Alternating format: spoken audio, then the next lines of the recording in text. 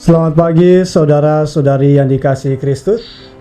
Mari kita mengawali hari baru dengan mendengarkan firman Tuhan yang diambil dari Injil Matius bab 19 ayat 23 sampai 30.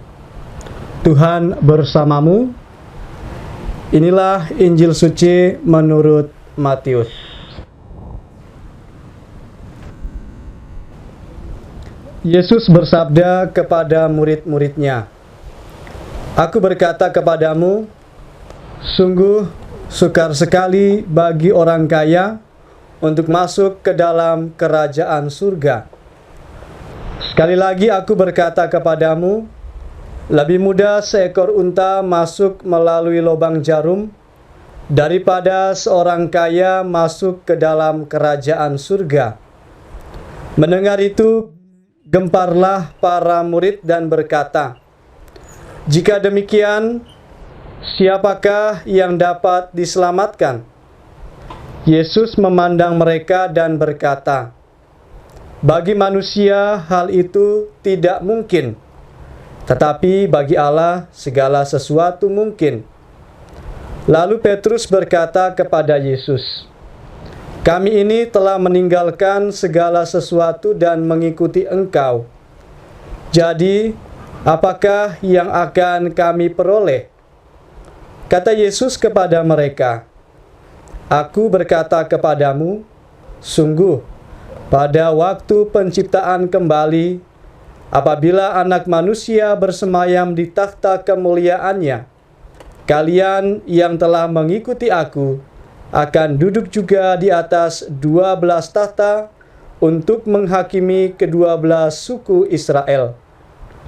Dan setiap orang yang demi namaku meninggalkan rumahnya, saudara-saudarinya, bapa atau ibunya, anak-anak atau ladangnya, akan menerima kembali 100 kali lipat dan akan memperoleh hidup yang kekal.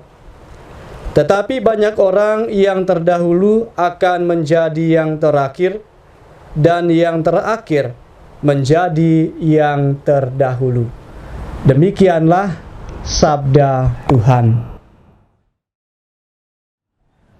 Saudara-saudari yang dikasihi Kristus, tema yang akan kita renungkan pada hari ini tentang setia dalam panggilan. Saudara, Injil hari ini melanjutkan kisah seorang pemuda yang bercakap-cakap dengan Yesus.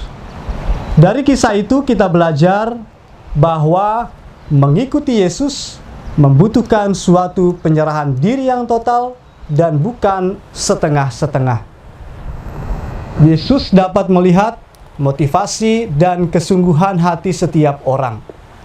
Yesus menegaskan bahwa ciri utama seorang pengikut Yesus yang mau menyerahkan diri secara total bagi Allah adalah kerendahan hati. Rendah hati menolong seseorang untuk belajar, memperoleh ilmu yang baru, mengembangkan diri, dan mengandalkan Tuhan. Yesus memberikan peneguhan bahwa kebaikan dan kebenaran tidak akan pernah berujung sia-sia. Menjadi murid Kristus memang akan menghadapi banyak tantangan hidup. Kita beriman bukan supaya kita hidup tanpa masalah. Iman bukanlah penangkal persoalan. Iman bukanlah mantra atau magic yang dalam tempo singkat bisa meniadakan persoalan. Tidak ada orang di dunia ini yang tidak punya masalah. Bahkan orang yang paling berkuasa pun punya masalah dan persoalan hidup. Lalu, fungsi iman di mana? Iman kita akan Yesus mengajarkan kepada setiap kita untuk bisa dan berani menghadapi masalah dan persoalan, serta menguatkan kita memikulnya sebagai salib. Iman membuat kita tidak takut dan lari dari persoalan. Meski dunia mungkin untuk sementara waktu menertawakan kita karena kita memikul salib, berani menghadapi persoalan dan masalah hidup, lalu menuduh kita sebagai orang yang bermasalah karenanya. Akan tiba saatnya buah-buah ketekunan kita dalam beriman akan menghasilkan buah yang menyelamatkan. Saudara, dalam pengajarannya, Yesus ingin memberikan suatu pencerahan dan pemahaman tentang apa yang harus dibuat oleh para murid dalam hidup jika ingin mendapatkan keselamatan, yakni masuk dalam kerajaan surga. Yesus mengajarkan bahwa keselamatan sebenarnya tergantung pada kualitas hidup kita. Kehidupan yang baik juga sangat ditentukan oleh gaya hidup kita. Dan gaya hidup kita pun sangat ditentukan oleh kebijaksanaan kita untuk memaknai hidup. Mengumpulkan harta atau uang untuk kehidupan adalah baik dan wajar, namun kadang uang merubah cara hidup orang sedemikian rupa sehingga ia semakin kurang beriman. Kita diingatkan bahwa keselamatan tidak pernah ditentukan oleh harta yang kita miliki, juga tidak dengan ketenaran kita. Keselamatan sebenarnya sangat ditentukan oleh sebuah gaya hidup yang lepas bebas. Sebuah gaya hidup yang mengutamakan cinta kepada Tuhan dan sesama dalam sebuah kebijaksanaan sejati. Amin. Marilah berdoa. Tuhan, pagi ini kembali kami naikkan syukur dalam doa dan permohonan. Terima kasih sudah menjaga kami saat tidur maupun bangun. Terima kasih untuk udara sejuk dan segar pagi ini. Tuhan, kami hendak beraktivitas.